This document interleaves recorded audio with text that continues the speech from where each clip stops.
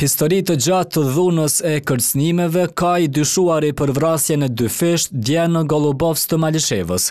Astret Isufi në muajin prill të këtij viti kishte kanosur familjen e gruas së tij, duke i kërcënuar madje me vrasje.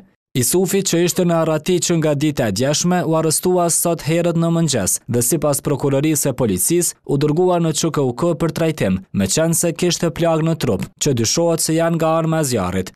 Sipas dosjes së tij në organet e drejtësisë, të cilën e ka publikuar Kallzo.com, ai është dënuar për këtë vepër, por edhe për dhunë në familje ndaj gruas së tij, me 154 ditë burgim dhe 800 euro gjob.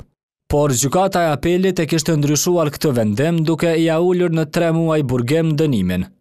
Ndërkohë, po në muajin prill të këtij viti ishte ngritur aktakuzë për dhunë në familje.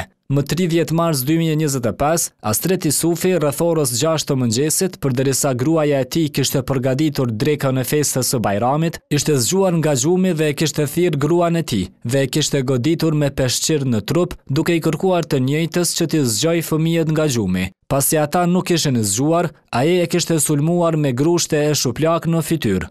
Disa orë më vonë, kur kishte munguar një produkt ushqimor në shtëpi, i kishte thyer pjatat e ushqimit në tokë, e më pas e kishte kapur gruan e tij për dorë, e kishte tërhequr zvarr dhe kishte nisur ta qellojë me një kablo të rrymës në pjesë të ndryshme të trupit. Në ato momente vajza e tyre kishte hyrë brenda dhomës dhe i kishte kërkuar babait të saj të ndaloj, sepse po e mbyste nënën. Ani pse kishte kërkesë nga vajza, dosja shpjegon se Astret Isufi nuk ishte ndaluar, derisa i ishte dukur mjaftueshëm se e ka rrahur të dëmtuarën, në këtë rast gruan e tij, dhe më pas e kishte larguar nga shtëpia.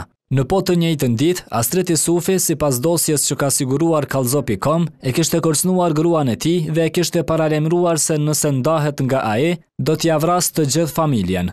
Dje, ai vrau 2 vëllezërit e gruas së tij dhe prokuroria tha se do të kërkojë paraburgim për të.